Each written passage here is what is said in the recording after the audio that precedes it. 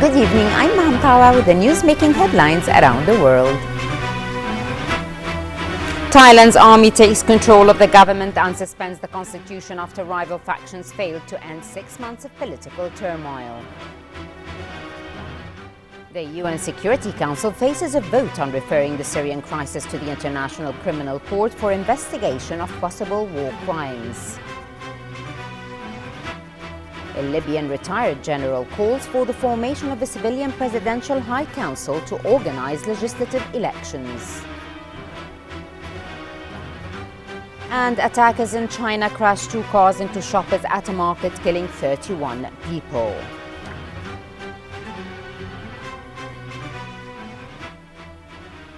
In our first item, Bismillah ar-Rahman ar-Rahim, His Highness the Emir Sheikh Sabah Al-Ahmed Al-Jaber Al-Sabah sent a cable of congratulations to His Excellency President Abdurrabbu Mansour Hadi of the Yemeni Republic on the occasion of his country's National Day.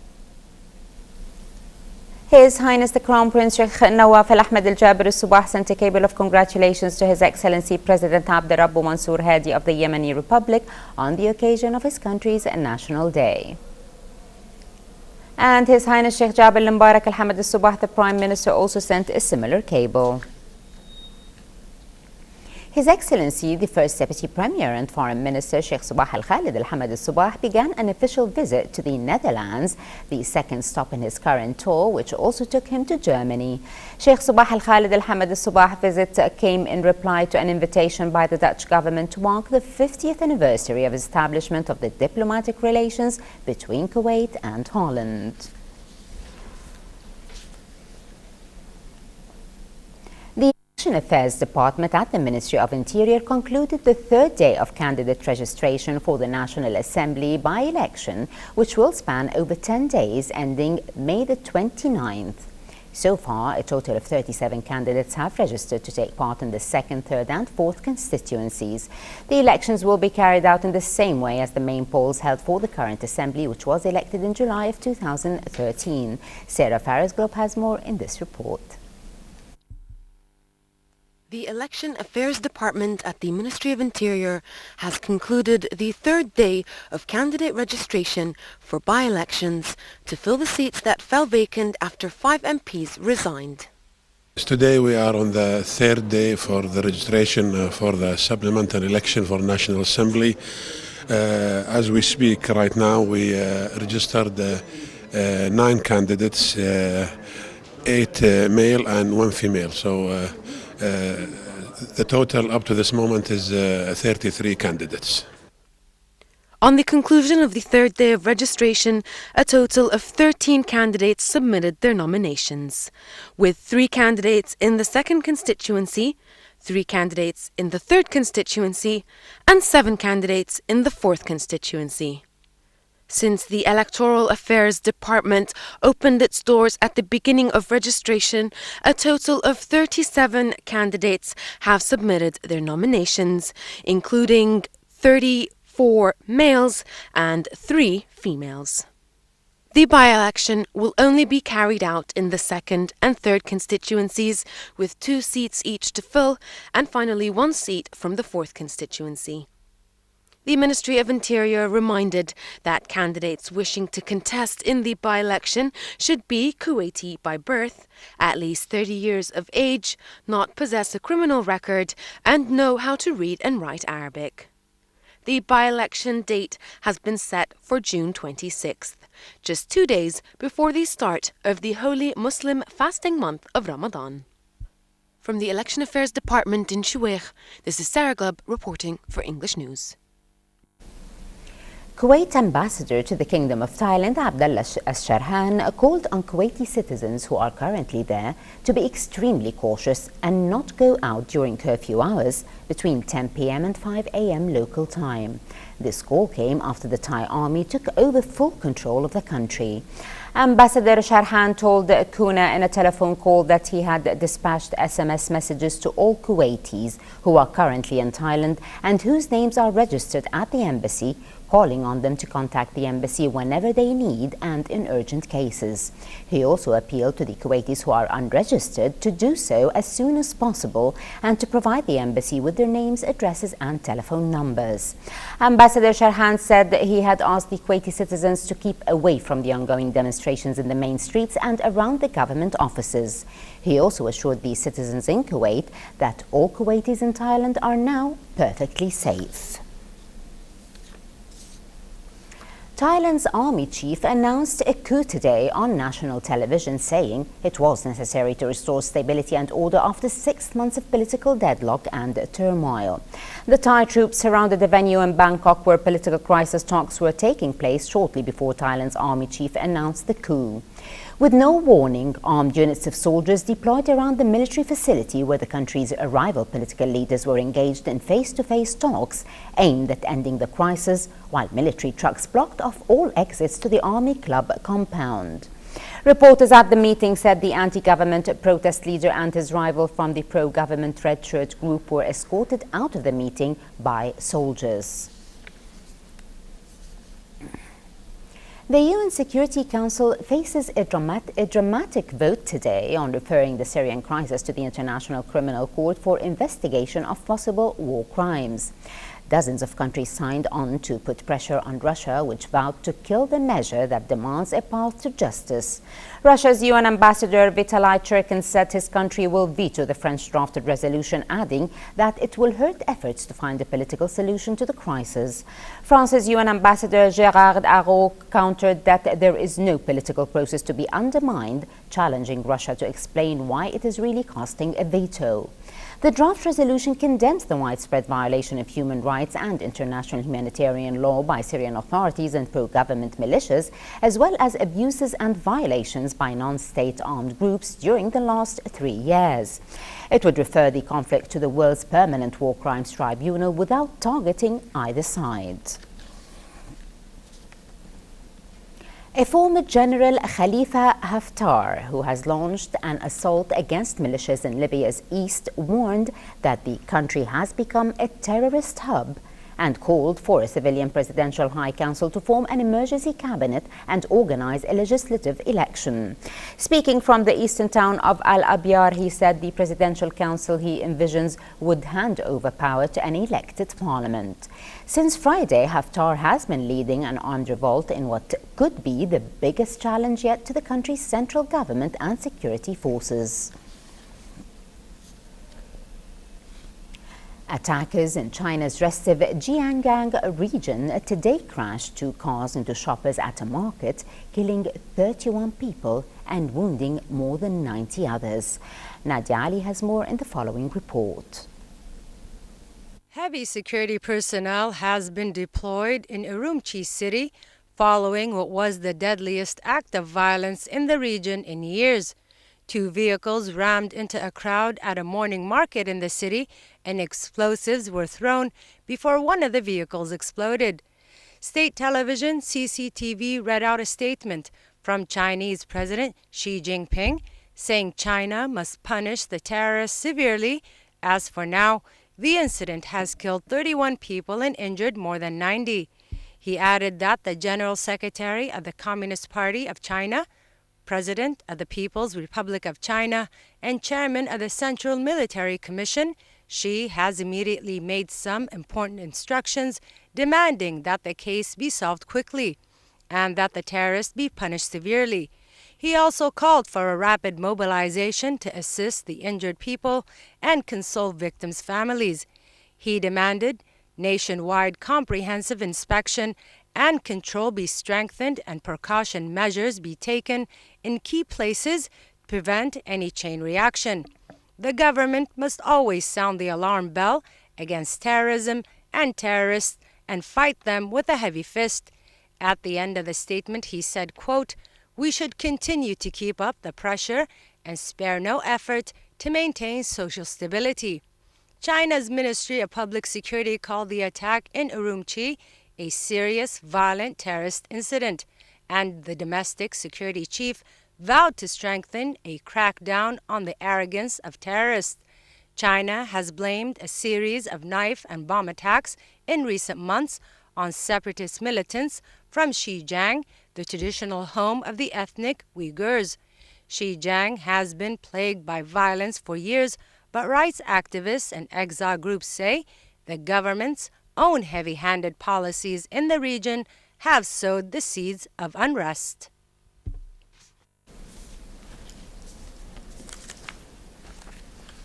The last two men in the race to become Afghanistan's next president today began a second round of campaigning ahead of the runoff election on June the 14th. Both contenders, former anti-Taliban Northern Alliance leader Abdullah Abdullah and former World Bank economist Ashraf Ghani, kicked off their campaigns in Kabul. Abdullah scored 45% the first round according to results published last week, while Ghani, a former finance minister, trailed by almost 14 points with 31.6%. The election went to a runoff as none of the 8 candidates who contested the initial round on April the 5th secured more than 50% of the vote. Moreover, whoever actually succeeds President Hamid Karzai, who is constitutionally barred from a third term, will have to deal with the Taliban insurgency as most foreign troops leave this year and manage a rapid decline in financial resources. Pro-Russian separatist fighters showed off a large cache of weapons in the town of Horlivka today that they claimed were seized during an ambush on Ukrainian soldiers earlier the same day. Reporters saw bodies scattered around the checkpoint on the edge of the village of Blahodante, about 30 kilometers south of the city of Donetsk, as the attack left 11 dead and more than 30 injured. A rebel commander in Horlivka claimed responsibility for the raid and showed an array of seized Ukrainian weapons. The masked men showed off automatic and sniper rifles, rocket grenade launchers and bulletproof vests in the courtyard of the occupied Horlivka City Police headquarters. Voters across Europe were preparing yesterday to go to the polls to vote in the European Union elections starting today. Around 400 million Europeans across 28 member states are eligible to take part in what is termed the world's largest cross-border exercise in representative democracy. But for many, the EU and its institutions seem out of touch and intent on taking power away from individual member states. By the time the final ballots are cast and counted on Sunday, they are expected to show a surge in support for parties on the left and right fringes that aim to prune back the EU's powers and reform the trade bloc or abolish it altogether. EU-wide 16,380 candidates from 953 different parties or lists were vying for 751 parliamentary seats. The Art and Graphic Design program at the American University of Kuwait held the official opening ceremony of its Spring Senior Graphic Design Capstone exhibition. This term's capstone exhibition is considered the largest in AUK history, with student projects displayed in the two main halls, the auditorium and the multi-purpose room. The exhibition is now open to the public for the next 3 days. Here is more on this event in this report with Salim Al-Kandari. Showcasing senior students' capstone projects, the GDES Capstone exhibition is the culmination of semester-long, self-initiated and largely self-directed projects implemented through diverse applications. Students investigate the topic of their choice and then research, analyze, and find interesting communication solutions for a target audience through the medium of graphic design. This event actually at this time of the year, of every academic year, we hold a capstone project exhibition. The exhibition is a collection basically of students' projects, and it's their projects for graduation. So all those that you see basically here in the MPR room and in the auditorium and the other auditorium, they are actually senior graduating students. So this is what determine actually that they have finished the course, and the judges basically in the department, they would judge their project before it goes to display. So if the project passes, then it's exhibited in any of these rooms. and then means that the students has finished the requirements, that is the capstone course. So it's a great time for us. We're very happy basically that we host these projects every year, and our students really have done marvelous job in presenting basically not just to the university and to the larger community basically of AUK and the state of Kuwait, great ideas, great projects and great designs. As you can see tonight, we have the opening of the graphic design capstone exhibition. As you can see that we have a variety of projects. Students worked a lot on their ideas and they developed them. They worked on corporate identities, they worked on awareness campaigns. So this year we have 35 students exhibiting, and the level of work is really good. And this is a capstone graphic design exhibition. It's a 4-year program where the students begin from introduction, intermediate, all the way to completion of their 4 years of studies, which consumes into exhibiting their self-driven project, which is a semester-long project, which they begin, to finding a problem, research, ideation, and all the way through completion. So what you see here is their final exhibit. Yes, my title is E-sharp. As you can see, it's about E-sharp combination in French word and Arabic word, and it's about knitting scarf, which is, as you can see here and here, and this is all about it, and it's all handmade. And my project is about upcoming soon fashion show event for the fashion designer Hala Zain, and she's a new fashion designer at Kuwait, and this is her first fashion show designed all by me from A to Z. This was students' graduation projects of the Art and Graphic Designs department at the university. Students work hard to earn those projects that will help them graduate and finish. From the UK, this is Salim Kandiri reporting for the English News. And in local business news, Kuwait Stock Exchange ended the week's trading with losses on all boards. The KSX 15 came to 1,183.92 points, losing 10.9 points. The weight index reached 487.92 points, dropping 3.29 points. And the price index recorded 7,346.83 points, losing 31.52 points. Trades altogether came to 3,650 transactions worth about 21 million Kuwaiti dinars, with around 161 million shares changing hands. And in our final item tonight, as part of the Bright Spaces initiative, the British Council, in collaboration with Sound and Music of the British Art Council, launched a new series of events to bring performance arts to the public realm in Kuwait. The Council invited UK-based sound artist Roshi Nasi to deliver a number of workshops and events to raise awareness of the current and traditional sounds of Kuwait. With a view to widening local participation and enjoyment of the arts, the British Council sought to commission this new project that steps outside of the gallery space to engage with the local environment, culture and the work of Kuwaiti artists. Sarah Farisglob has the details. The British Council in Kuwait launched a new and innovative series of events surrounding sound arts entitled Kuwaitscapes that aims to enrich and highlight certain aspects of the Kuwaiti customs and history via sounds. Kuwaitscapes is a series of events that is under the umbrella of Bright Spaces, which is another series of events that we started earlier this year. And the main purpose of this event is to bring arts to the public. We started with the workshops, and today's our second workshop. We're going to have another one tomorrow. And what we're doing with the workshop is we're training our children at the Teaching Center how to build boats, which they're going to display on the 22nd at the Avenues fountain by the souk area. For this event, the sound vessels, we started with a workshop at Loyak, and we're having another one here at the British Council, and we're having another one tomorrow as well, the British Council, where we're going to train the kids on how to build the small boats. And this will all conclude, and it will be showcased basically at the Avenues souk area by one of the fountains, where kids were going to be putting their boats at the fountains while writing some wishes on them. We brought Roshi Nasihi from the UK. She's a Welsh Persian artist, and she works specifically with sound art. The children, we have children from Loyak. They're the Little Loyakers. They're their volunteers. And as well, we have our children from our teaching center, Young Learners students. Participants embarked on a sonic journey to experience Kuwait soundscapes for the first time ever. children wrote their aspirations on the boats that they built, inspired by Al-Adal, the tradition of building toy boats from empty kerosene cans by sailors' children.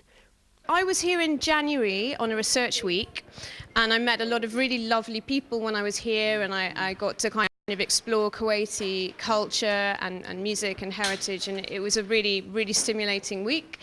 And one of the things that I discovered was that there was a tradition of making toy boats, that the children of sailors used to make toy boats out of empty petrol cans, and that this tradition has somehow been a little bit lost. It's not something that happens anymore.